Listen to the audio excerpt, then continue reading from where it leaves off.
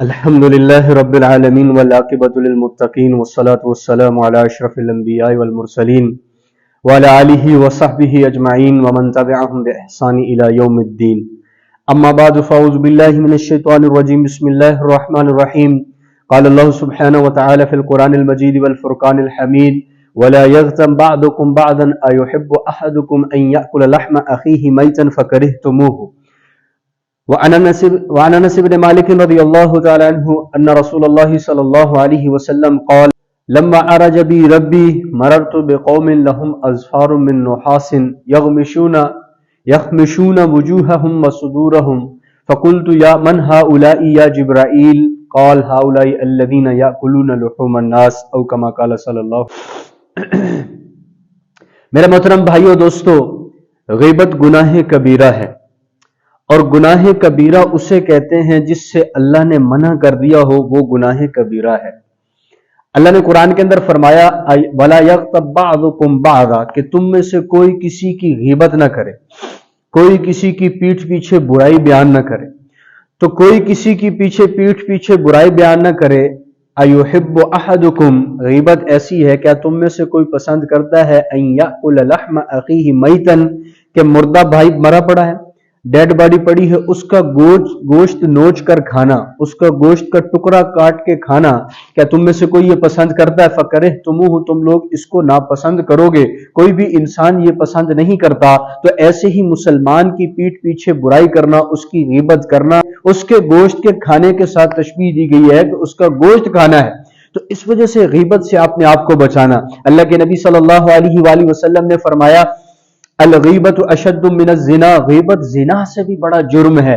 آج لوگ سود کو گناہ سمجھتے ہیں، زنا کو گناہ سمجھتے ہیں، جھوٹ کو گناہ سمجھتے ہیں، اور جو بھی گناہ ہے ان کو گناہ سمجھتے ہیں، لیکن غیبت جو ہے ان سب سے بڑا جرم ہے. غیبت کو گناہ ہی نہیں سمجھتے. اس میں دیندار طبقہ بھی ملوث ہے، بے دین طبقہ بھی ملوث ہے، غیبت کر رہے ہیں، سن رہے ہیں، اور اس کو گناہ بھی نہیں سمجھا جا رہا. غیبت کہتے کسے ہیں؟ کہ مسلمان کے پیٹھ پیچھے ایسی بات کرنا کہ اگر وہ سن لے تو اس کو ناگوار گزرے. آج لوگ کہہ دیتے ہیں جی لنگڑا، لوہلا، کانا، جی یہ تو ٹڈا ٹیڑھا ہے، اس کا قد چھوٹا ہے، اس کا بازو ایسا ہے، یہ ایسا ہے، یہ ایسا ہے. کتنی باتیں ایسی کہہ دیتے ہیں جن کا تصور بھی نہیں کرتے کہ یہ تو اس کے حق میں کیا ہے، غلط کہہ رہے ہیں. امی عائشہ رضی اللہ تعالیٰ عنہ تشریف فرماتے، حضور علیہ الصلوۃ والسلام، امی عائشہ بھی تشریف فرماتی. ایک عورت آئی، عورت نے مسئلہ دریافت کیا یا جو بھی ضرورت تھی، اس کے بعد جانے لگی تو امی عائشہ رضی اللہ تعالیٰ عنہ نے عرض کی یا رسول اللہ اس کا قد چھوٹا ہے. صرف اتنا جملہ کہا تھا. آپ علیہ الصلوۃ والسلام نے فرمایا عائشہ اگر تیرے اس جملے کو سمندروں پر ڈال دیا جائے تو سمندر بھی اور زیادہ مزید کھارا ہو جائے، اس کا پانی یعنی کڑوا ہو جائے سمندر کا پانی بھی. امی عائشہ کے صرف ایک جملے پر یہ کہا حضور علیہ الصلوۃ والسلام نے. تو آج کتنے جملے ہم لوگ کہہ دیتے ہیں، جھڑلے کانا ہے، لولا ہے، لنگڑا ہے، یہ ایسا ہے، یہ ایسا ہے، اور یہ بھی نہیں سوچتے کہ ہم جو بول رہے ہیں اس پر ہمیں پکڑا ہونی ہے قیامت کے دن. ہم جو بول رہے ہیں اس کا ہمیں جو ہے وہ اس کی ہمیں سزا ملنی ہے. فرمایا کہ پہلے تولو پھر بولو، پہلے سوچو پھر بولو. ایسی چلنی چلو کوئی نہ کہے رک، ایسی بیٹھنی بیٹھو کوئی نہ کہے اٹھ، ایسی بولی بولو، ایسی بولنی بولو، ایسے الفاظ کہو کوئی نہ کہے چپ.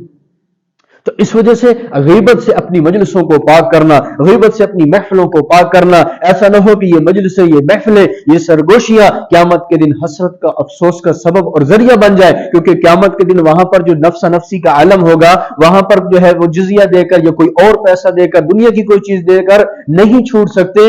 وہاں پر کیا دینا ہے؟ اگر کسی کی غیبت کی ہوگی تو اپنے نیک اعمال میں سے اس کو جو ہے وہ دینا ہے، اور ایسے جان چھوٹنی. تو اللہ کے نبی نے فرمایا کہ اگر آج کسی کے پاس کسی نے کسی بھائی کا حق دبایا ہے، چاہے وہ جانی اعتبار سے ہے، مالی اعتبار سے، فَلْيَتَحَلَّلْهُ مِنْهُ الْيَوْمِ، آج اس کو لے لے. قیامت کے دن جس دن نہ درہم ہوں گے نہ دینار ہوں گے، اس دن اگر کسی کا معاملہ پیش ہو گیا اللہ کے دربار میں تو اس کی نیکیوں سے ہی پھر وہ ادا کیا جائے گا اس کا حق. تو اس وجہ سے اپنے آپ کو غیبت سے بچانا. ایک شخص آیا، مظلوم مظلوم شخص نے ظالم کی شکایت کی اعلیٰ افسر کے پاس، اور اعلیٰ افسر نے جو ہے کیوں شکایت، اور اعلیٰ افسر طاقت رکھتا ہے کہ اس کی اصلاح کرے، اس کو سمجھائے، یہ وہ غیبت نہیں آئے گی۔ لیکن ایک مظلوم شخص عام آدمی کے پاس، یا اس ظالم کی، ایک مظلوم شخص اس ظالم کی عام لوگوں کے سامنے تذکرے کر رہا ہے تو یہ غیبت میں آتا ہے۔ کیوں؟ کیونکہ عوام الناس اس شخص کے بس میں بھی نہیں ہے کہ اس کی مدد کرے، اس کی ہیلپ کرے، اس کو ظلم سے نجات دلوائے، تو یہ بھی غیبت میں آ رہا ہے اور یہ بھی حرام ہے۔ ایک بزرگ کی مجلس میں حجاج بن یوسف کا تذکرہ ہوا تو اس بزرگ نے فرمایا کہ آج جو تذکرہ حجاج بن یوسف نے جو ظلم ڈھائے ہیں، مظلوم قیامت کے دن حجاج بن یوسف سے اس کا بدلہ لیں گے، لیکن آج جو حجاج بن یوسف کی غیبت کر رہے ہیں، قیامت کے دن حجاج بن یوسف ان سے اس غیبت کی ہوئی کا بدلہ لے گا۔ آج مجلسوں میں بیٹھتے ہیں، سیاست کے تذکرے ہوتے ہیں، فلاں وزیر اعظم صاحب ایسا، فلاں جرنیل صاحب ایسا، فلاں سیاسی ایسا، فلاں تاجر ایسا، فلاں بادشاہ ایسا، فلاں ایسا، یہ غیبت ہو رہی ہوتی ہے اور ہمیں کچھ خبر بھی نہیں چل رہی ہوتی کہ ہم غیبت کر کے گناہ میں مبتلا ہو رہے ہیں، اور اس کا ہمیں جو ہے وہ جرمانہ بھی ادا کرنا ہے قیامت کے دن، اور وہ جرمانہ نیک اعمال کی صورت میں ہوگا۔ اس وجہ سے اپنی مجلسوں کو غیبت سے پاک کرنا، اپنی محفلوں کو غیبت سے پاک کرنا، غیبت سے بچنے کا ایک ہی نسخہ ہے، غیبت سے بچنے کا ایک ہی نسخہ ہے، وہ یہ ہے کہ جو حاضر نہیں ہے مجلس میں اس کا تذکرہ ہی نہ کرے۔ آپ نے تذکرہ شروع کیا، اس کی تعریفیں شروع کر دی، دوسرے کو اس کی تعریف پسند نہ آئی، دوسرے نے اس کا کوئی عیب بیان کر دیا، ساری مجلس کے اندر پانی پھر گیا، یعنی گناہ میں آپ نے لے لیا۔ تو اس وجہ سے اپنے آپ کو ایسے اعمال سے بچانا، لیکن نبی نے فرمایا غیبت کی وجہ سے نیک اعمال ضائع ہو جاتے ہیں۔ پہلے کتنے اعمال ہیں ہمارے سامنے ہیں، اس کے باوجود غیبت کر کے جو ٹوٹے پھوٹے رہتے عمل ہیں اس کو بھی بندہ ضائع کر کے بیٹھ جاتا ہے۔ اس وجہ سے غیبت سے اپنے آپ کو بچانا۔ امام ابو حنیفہ رحمۃ اللہ علیہ فرماتے تھے میں اگر غیبت کروں تو اپنی ماں کی غیبت کروں۔ کیوں؟ کیونکہ میں چاہتا ہوں میری نیکیاں میری ماں کو جائیں، میری راتوں کا رونا میری ماں کو جائے، میرے دن کے جو ہے راتوں کا فقہ کے مسائل کا استنباط کرنا، اس کا جو اجر ہے میری ماں کو جائے، نمازوں کا اجر میری ماں کو جائے، تلاوت کا اجر میری ماں کو جائے، ان سارے اعمال کا اجر میری ماں کو جائے۔ غیبت اگر کرنی ہے تو میں اپنی والدہ محترمہ کی کروں گا۔ تو اس وجہ سے اپنے آپ کو غیبت والی چیز سے، غیبت سے بچا کر رکھنا، غیبت سننے سے بھی، غیبت کرنے سے بھی۔ آپ کسی مجلس میں بیٹھے ہوئے ہیں، وہاں پر کسی کی غیبت شروع ہو گئی، آپ اگر طاقت ہے تو آپ اس کو چپ کروائیں، چپ نہیں کروا سکتے تو مجلس سے دور ہو جائیں، مجلس سے دور بھی نہیں ہو سکتے تو وہاں بیٹھ کر ایسا اللہ کا ذکر شروع کر دیں۔ ابو بکر صدیق رضی اللہ تعالیٰ عنہ اور عمر بن خطاب رضی اللہ تعالیٰ عنہ، ان دونوں حضرات کی، شیخین کی، ایک آدمی خدمت کیا کرتا تھا سفر کے اندر۔ تو ایک سفر میں تھے تو یہ شخص جو ہے، اس نے خادم جو تھا، اس نے سالن نہ دیا بلکہ جا کر لیٹ گیا۔ جب لیٹ گیا تو حضرت ابو بکر عمر آئے اور آ کے کہا کہ وہ کہاں ہے ہمارے خادم؟ تو انہوں نے کہا حضرت وہ تو آرام فرما رہے ہیں۔ کہا ہمیں سالن بھی نہیں دیا۔ جب آ کے دیکھا وہ سوئے ہوئے تھے تو اتنا صرف جملہ کہا یہ تو بڑا سوؤ ہے، یہ تو کیا ہے بھائی، بڑا سوؤ ہے۔ آپ نے الصلوۃ والسلام کو پیغام بھیجا، یا رسول اللہ کوئی سالن کی بھیج دیں آپ ہمارے پاس۔ آپ نے الصلوۃ والسلام نے فرمایا کہ تم دونوں تو سالن کھا چکے ہو، آپ دونوں کیا کرو، یعنی تھوکو، دانتوں کے اندر اٹکے ہوئے گوشت کے لوتھڑے تھے۔ حضور نے فرمایا جو تم نے ایک جملہ کہا تھا کہ وہ سوؤ ہے، تم نے اس کی غیبت کی تھی۔ تو اس وجہ سے اپنے آپ کو ایسے الفاظ کہہ دیتے ہیں، فلاں تو ٹیڑھا ہے، فلاں تو لنگڑا ہے، فلاں تو اندھا ہے، فلاں تو کانا ہے۔ ایک بات یاد رکھیں، اگر ایسا جملہ جس سے وہ بندہ مشہور ہے، وہ لنگڑے کے نام سے مشہور ہے، تو آپ پھر اس کو لنگڑا کہہ کر پکار سکتے ہیں، کیونکہ آپ سے پوچھتا ہے جی فلاں آدمی کہاں ہے، تو ہاں لنگڑا، وہ فلاں جگہ پر بیٹھا ہوا ہے، وہ فلاں مجلس کی زینت بنا ہوا ہے۔ اگر اس کو برا نہیں لگتا تو پھر آپ اس کو لنگڑا کہہ سکتے ہیں، اگر اس کو برا لگتا ہے تو پھر آپ اس کو لنگڑا نہیں کہہ سکتے، لولا نہیں کہہ سکتے، کانا نہیں کہہ سکتے، بلکہ اس کو اس کے نام کے ساتھ پکارنا چاہیے۔